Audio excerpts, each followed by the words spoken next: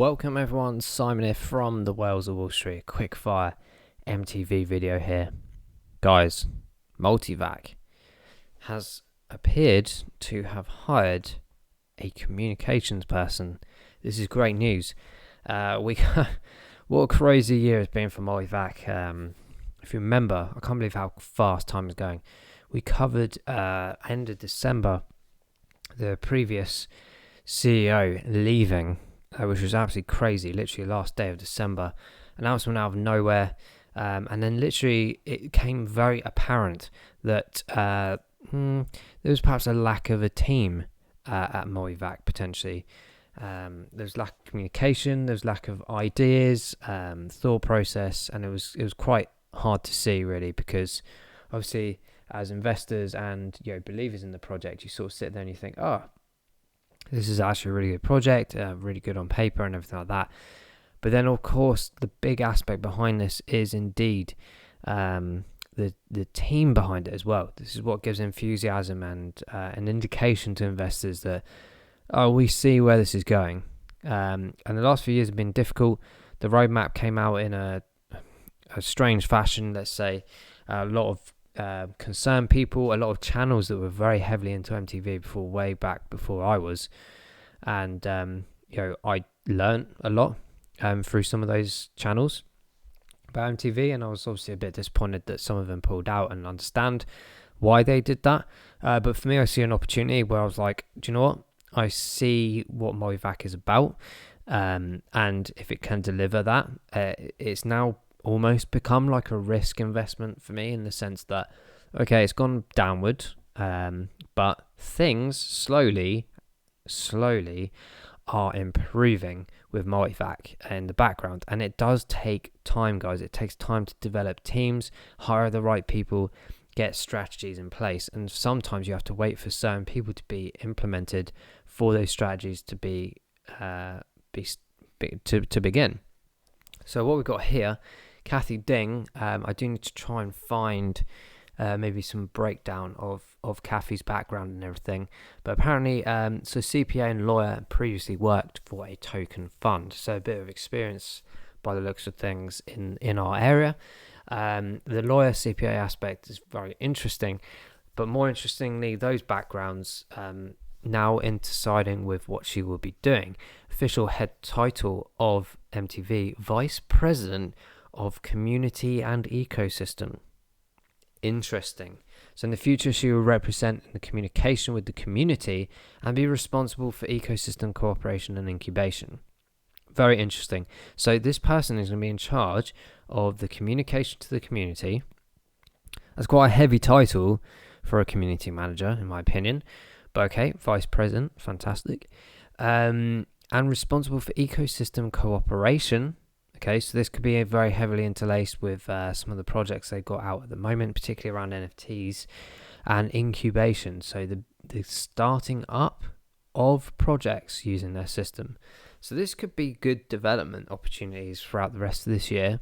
I would expect this to maybe take 2-3 months of interlacing. The team should probably grow it herself a bit more, and hopefully develop MultiVac a bit further to bring it back to where it was. Not necessarily on price point, but I'm talking about the actual feeling of it and the technology of it back to fruition. Because a lot of people did indeed dump out. I do believe the staking numbers are still quite strong for MultiVac. I'm not quite in the position right now to stake MTV. It's one that I've accumulated over time. I do have quite a bit, but when obviously I saw everyone else's amounts ages ago, I was like, oh, I don't actually have enough, like compared to many people.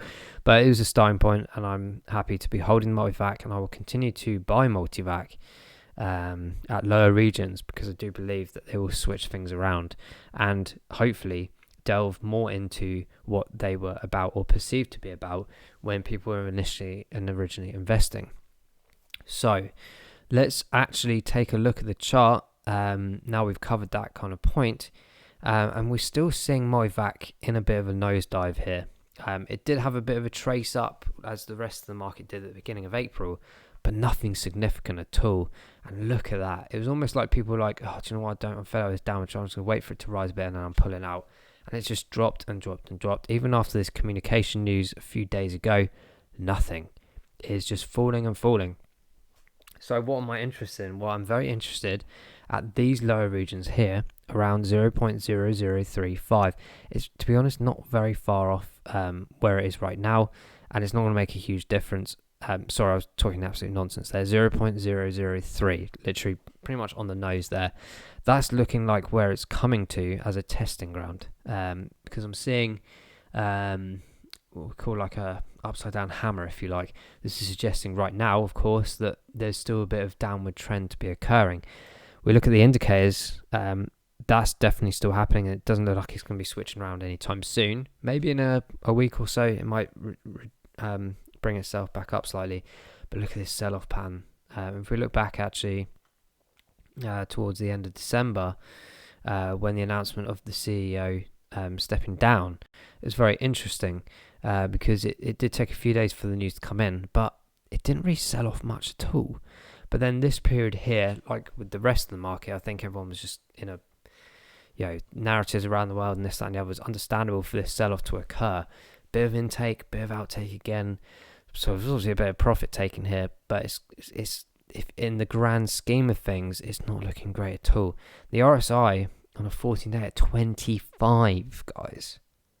It's very rare and to see what perceived to be good projects at these very, very low regions. And even on the 28-day at 34. Now, it's kind of sad to see, but as I said, this is a bit of a risk asset for me right now, because we don't know what it's going to tail up to be in the near future. But what I'm excited about is the price point, because as I said in the previous videos, I was late to the party with MTV. I was buying MTV around the latter stage of last year, around August time, so I still saw a good uprise for sure, but it's now come back down into patterns here that we haven't seen since July and the beginning of August last year. Not too far off where I was buying originally. It is probably like 3 times lower than when I was originally purchasing. So for me, it's a good opportunity for accumulation, and also matching these nice volatility points here around March 2021 as well. So as we're approaching these price points here right now in those similar regions that we haven't seen since those eras back then, it's really exciting for me, because I think MTV's grown itself from that aspect of being something that's potentially there to something that is happening. Very interestingly, in terms of its interest from people. So I'm happy to be buying around this area. Like I said, I do think it'll be coming down still a bit more, but I'm happy to put some really good DCA opportunities right now into the equation, and just anticipate that it might come down a bit lower towards that 0.003 on the nose mark. So we're at the halfway stage right now on its way down, and we'll have to see if that helps. If that happens. So that's what I'm going to be doing with MTV right now. But my message to you guys out there is not financial advice, just my opinion and thoughts, is that it is a risk asset for me. And you guys need to do research and think if it's the right one for you right now or not. Understand where it's come from, what has happened. It's really important, because this whole actual thing does have a story. Like I said, most of the market has been coming down anyway. It's not just MTV, but there's also reasons behind a lot of this for MTV in particular. So do your research on that. Go and see some of our previous videos. Go and check out other channels as well, why they've still in it or why they've dropped out, and make your own conclusive ideas in your mind what you want to do. Now, at the moment, the indicators are looking terrible. But, as I say, I like things when they're boring.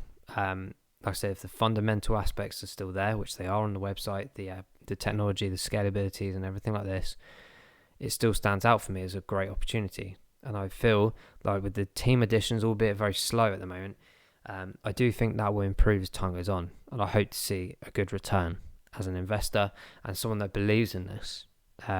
See how it goes. But 80% down still in 6 months, that's crazy. But also a good opportunity, because 6 months ago I was probably entering. So I'm kind of like on a break-even point that I can throw a load of money into this personally. I say a load, like I said, cautiously. and hope that it has more of an upside than it does down, because we're at very low regions right now, very negative regions. How much worse could it get?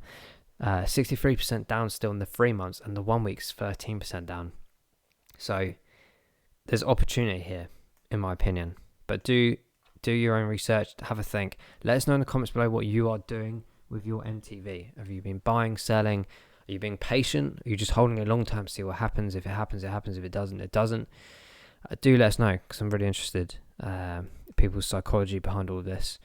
And what do you think about this new appointment? Do you think the team's going to improve? Do you think we're going to see a collapse of MTV further? Love to know all your thoughts and opinions. Guys, I'm going to wrap up MTV. Got a few videos to get through this coming day. Thanks for watching. We'll see you in the next one. Goodbye.